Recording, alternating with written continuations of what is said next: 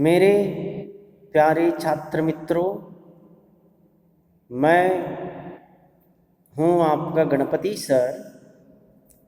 मैंने जो last video में आपको कविता क्या है, दीवानों की हंसी, इस कविता 2-3 खंड सिखाया था आपको।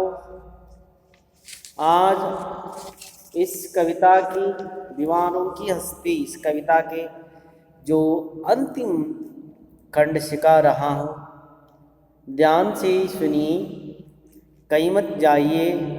आपको जो कुछ भी डाउट है तो आप मुझसे आप पूछ सकते हैं।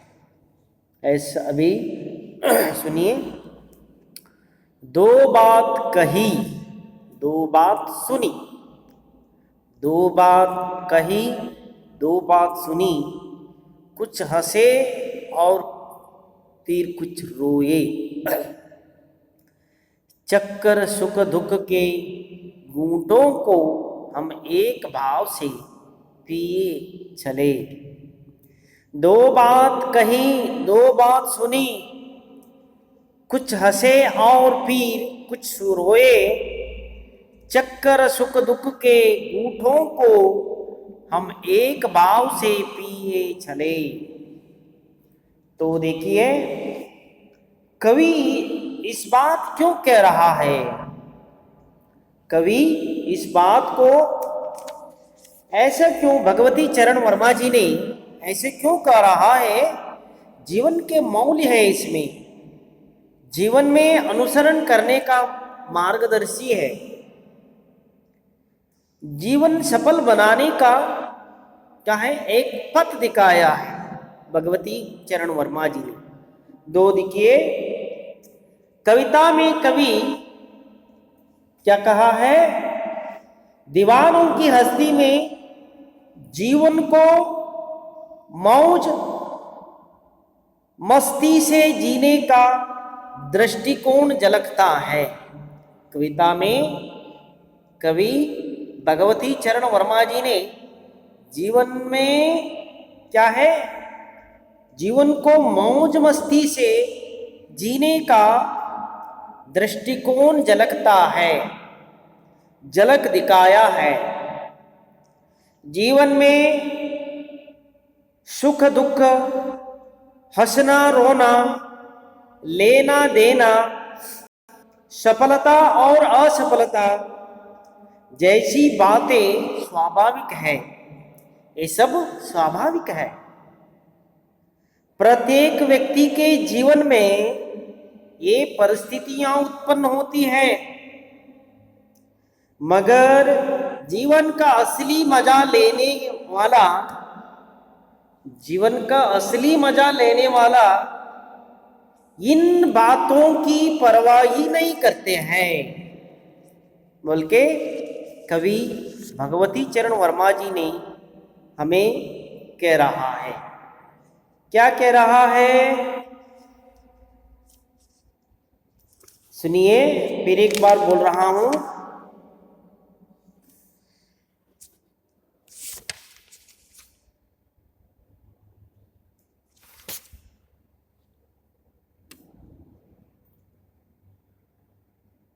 हाँ देखो, दो बात कही, दो बात सुनी, दो बात कही और दो बात सुनी।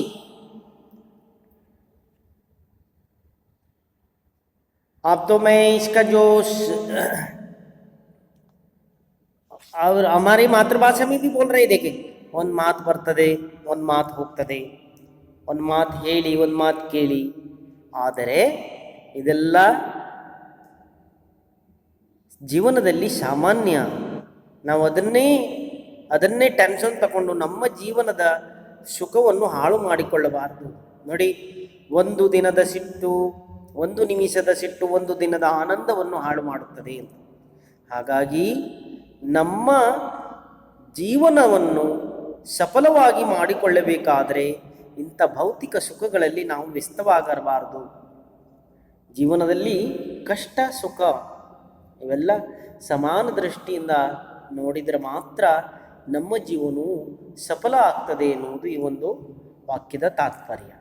देखो फिर एक बार, हम भीख मांगों की दुनिया में स्वच्छ हम भीख मांगों की दुनिया में स्वच्छंद लुटाकर प्यार चले. हम एक निशानी सी उर पर ले असफलता का भार चले. देखो, हम भीख मांगों की दुनिया में स्वच्छंद लुटाकर प्यार चले. हम एक निशानी सी उर पर ले असफलता का भार चले. देखो, कवि ऐसे क्यों कर रहा है? कवि भीख मांगों की दुनिया में बेरोक प्यार लुटाने वाला कवि ऐसा क्यों कहता है कि वह अपने हृदय पर असफलता का एक निशाना भार की तरह लेकर जा रहा है? क्या वह निराशा है या प्रसन्न है? कवि ऐसा क्यों कर रहा है? मैं इसका जवाब दे रहा हूं, ध्यान से सुनिए. कवि अपनी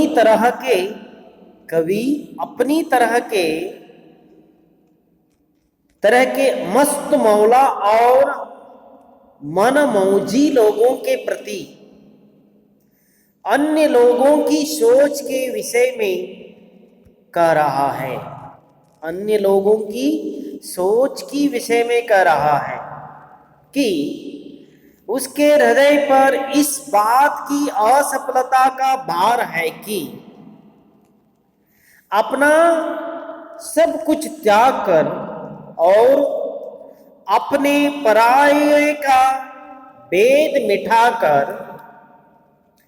भी लोग उसकी भावनाओं को पहचान न सके. दुनिया सरलता की कदर नहीं करती, प्रेम का मूल्य नहीं जानती. दुनिया को कवि ने भीख मांगे की दुनिया कहा है. कवि लोगों की संकीर्ण सोच और आसक्त से निराशा है. कवि लोगों की क्या है? संकीर्ण सोच और आसक्त से निराशा है. तो फिर भी मैं बोल रहा हूं, देखिए इसका जो कुछ समान अर्थ, भीख मांगो, इसका समान अर्थ क्या है?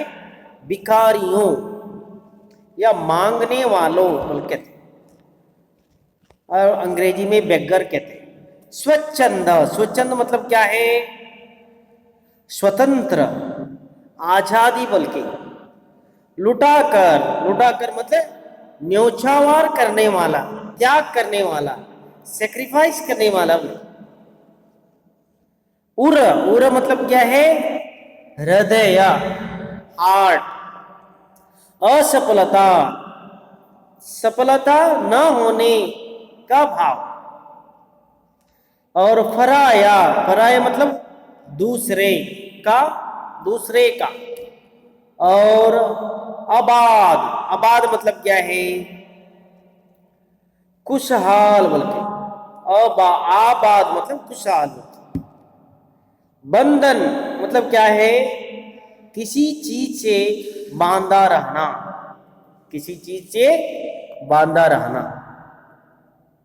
समझ में आए ना? तो देखिए, मैं इन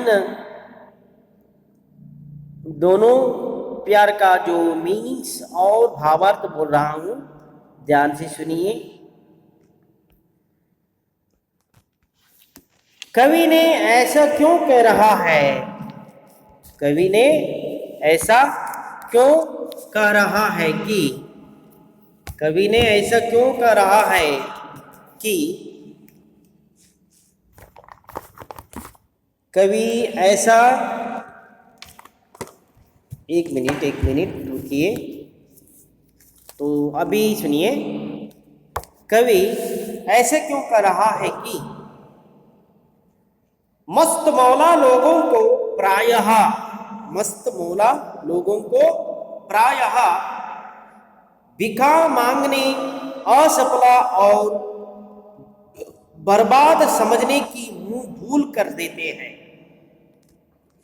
इन सब के जवाब में कवि ने दुनिया को भीख मांगों की दुनिया कहा है। इसलिए कवि ने सारे दुनिया को भीख मांगने की दुनिया कहा है। अपना प्रेम लुटाने वाले पाकामस्त लोगों को दुनिया वाले असफल समझते हैं। उनकी सरलता को मूर्खता समझ बैठते हैं। सरलता को असफलता कहा जाने पर कवि खेद जानता है, फिर भी वह दुनिया के लिए आबादी की कामना करता है। मस्त मौला लोग किसी दूसरों के बंधन में नहीं होते, स्वयं जब चाहे बंधन को तोड़कर चले जाते हैं, क्योंकि वे बंधन उनके खुद के बनाए होते हैं। कवि कहता है कि मस्त जीवन जीने वाले दीवाने सफलता, असफलता और अपना पराया इन सभी भेद में नहीं करते हैं बोल के कहा है। समझ में आया? समझ में आया ना आपको? समझ में आया ना? यस।